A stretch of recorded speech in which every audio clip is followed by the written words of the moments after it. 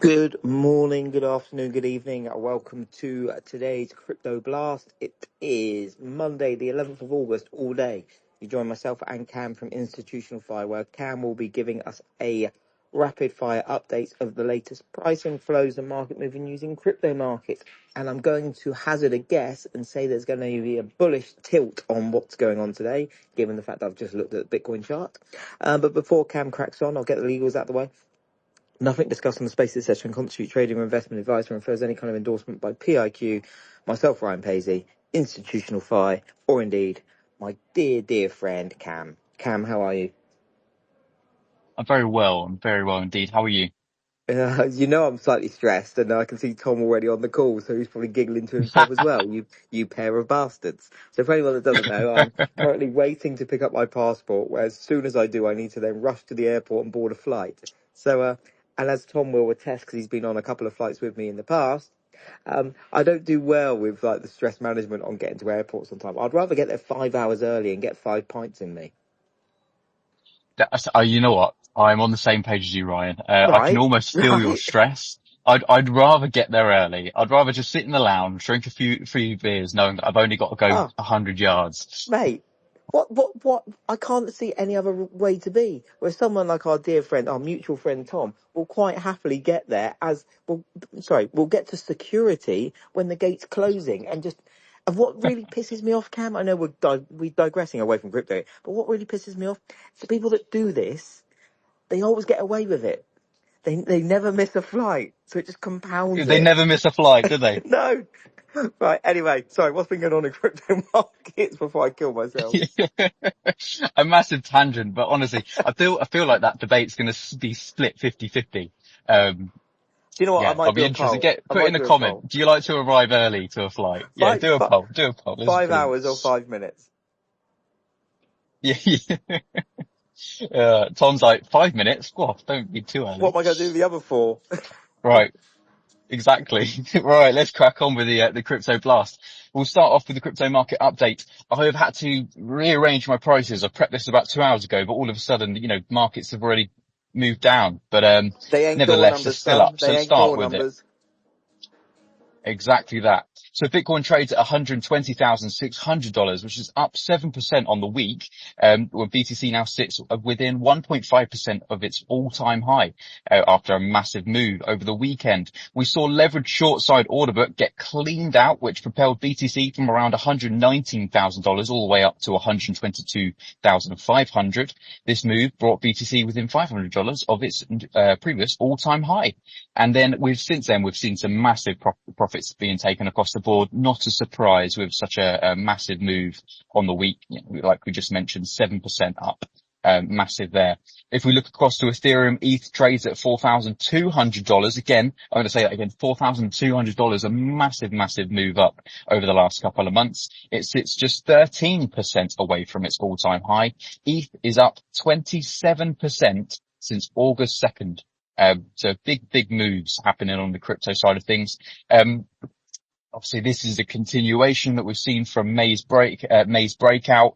ETH BTC continues to trend upwards as well, showing strong demand for its recent corporate adoption that it's been seeing. There doesn't seem to be an end in sight as far as, Ethereum being added to treasuries. We'll get more onto that shortly. From August 4th to August 8th, spot Bitcoin ETFs recorded a net inflow of $247 million, with BlackRock's IBIT leading the charge with $189 million flowing into their ETFs. Spot Ethereum ETFs saw net inflow of $327 million during this same period, marking its 13th consecutive week of net inflows.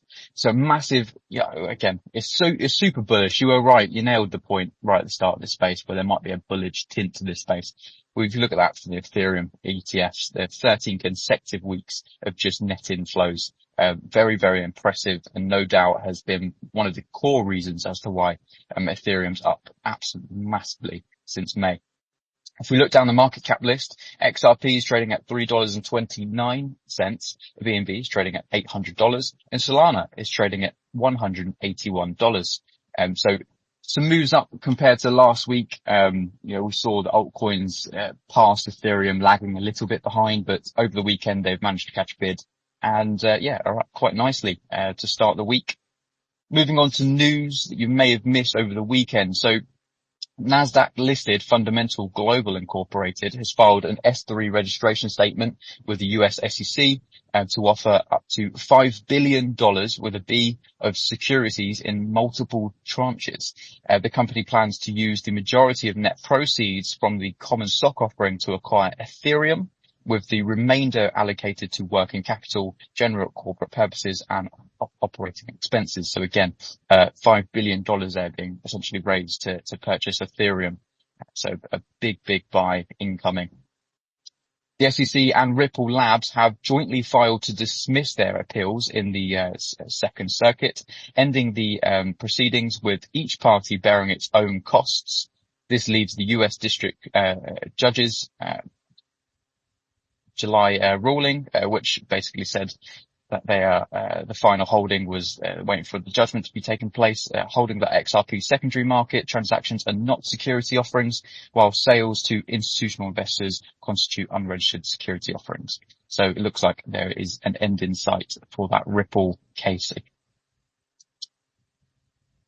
Amanoka Brands announced that it has established a joint venture with Anchor Point Financial Limited together with Standard Chartered Bank in Hong Kong, the HKT, with plans to apply for a stablecoin issuer license from Hong Kong Monetary Authority. So more developments there in the stablecoin market for Hong Kong. According to Bloomberg, China's financial regulators are cooling down the overheated stablecoin craze, with some leading Chinese brokers being asked to cancel seminars and stop disseminating research reports on stablecoins. It's an interesting story from China. That sounds. Would you put this down to the fact that China sees stable coins as very much a potential competitor or potential kind of, I guess competitor is the right word, against, people using, the yuan and, ways where the Politburo, the kind of the Chinese government can actually have more oversight. So obviously stable coins kind of removes bank oversight, removes potentially governmental oversight. So I guess they want to keep their people using currencies and whatnot that they can have full control over. Yeah, absolutely. They probably want to steer as far clear as possible from an unregulated market, don't they? So China's kind of the perfect example where anti-crypto, stable coins, but pro central bank stable coin. Yeah, exactly that. There's a lot of tongue twisters in there, trying to reel those off quite quickly. Don't ask me to do it. That's all I'm saying. So Binance is partnering with BBVA, Spain's third largest bank, to offer offline custody services. The client assets will be held at BBVA in the form of US treasuries and used by Binance as collateral. Sources say that the structure aims to prevent another FTX-like collapse. Neither party has commented on this partnership. I think anything with quotations FTX-like should be probably steered clear from, but anyway. This is going to have a little bit more of a tariff impacting news. CleanSpark, which is a US listed mining company, disclosed that some of its Bitcoin mining machines imported between April and June of last year were identified by the US Customs and Border Protection as originating in China, and they potentially face punitive tariffs of up to $185 million. So CleanSpark, which trades with the ticker CLSK, they could be taking a pretty heavy hit of $185 million soon. Coinbase has introduced a decentralized exchange, which we all know as DEX, trading into its app, enabling US investors outside of New York State to trade tokens on the Base network using an integrated self-custody wallet with network fees and covered by Coinbase. The company will add new assets in batches and plans to extend support to Solana and other networks and markets. This is not available to us in the UK, but for US users, for sure, this is going to be, just integrating Coinbase are in these sectors already, but just moving these into one seamless place will probably boost up their transactions, their DEX. So according to an SEC filing as of June 30th, Harvard Management Company so Harvard University, initiated a new position of over 1.9 million shares in IBIT valued at approximately $116 million. Brown University also holds shares of over $13 million in IBIT as well. And this is as from the June reports. A story coming from Bloomberg. So according to their sources, Trump family-backed World Liberty Finance plans to establish a publicly listed company to hold its World Liberty Financial tokens with a fundraising target of around $1.5 billion, again with a B. The deal structure is still being finalized, and the firm has approached major investors in the technology and crypto sectors. So another company coming out from the Trump family soon. According to the crypto reporter Eleanor Terrett, White House Crypto Council Executive Director Bo Hines will step down to return to the private sector and will continue as a special government employee to assist David Sachs and AI initiatives. His deputy, Patrick Witt, is expected to resume the role of the executive director. El Salvador has passed a new law allowing licensed investment banks to hold Bitcoin on their balance sheets and offer crypto services to professional investors. The law distinguishes investment banks from traditional commercial banks and imposes high entry thresholds, including a minimum of $50 million in registered capital and $250,000 in disposal funds. And the Nasdaq-listed company BNC, formerly Vape, has announced a $160 million purchase of 200,000 BNB tokens, making it the largest corporate holder of BNB globally. BNB, for those who do not know, is Binance's exchange token. The acquisition was funded through a $500 million private placement led by 10x Capital and Yeezy Labs. BNC plans to continue accumulating BNB with the potential to expand its investment up to $1.2 billion through its warrant structure. And lastly from me, BlackRock denied claims that they are going to be looking into filing for an application for XRP and Solana spot ETFs. So there's going to Thank be God for no that. XRP and Solana ETFs in the near future. Yeah, some sense in the nature. I'm not sure. Anyway, Well, maybe. Awesome, Cam. Thank you maybe. so much. Any more? Any more for any more? I'll tell you something I did notice. Someone was saying that, was it winter floods? Basically kind of running out of physical, any kind of Ethereum to sell on to guys that are trying to buy it for their treasuries and whatnot. So is this like so we've seen like a real shortage of offers for Ethereum at the moment then? Yeah, I've actually seen similar reports for BTC at the moment via OTC desks. So I wonder if this has got to. This Well, must have some sort of supply and demand impact into given the price. given that I'm long Bitcoin and not Ethereum, I'm glad we're seeing it in Bitcoin as well.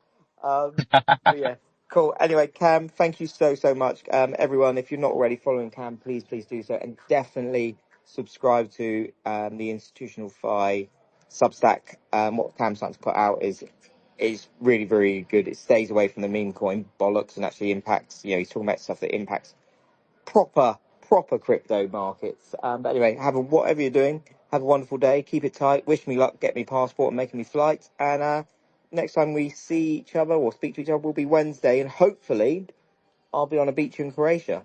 But yeah, much love. Stay tuned.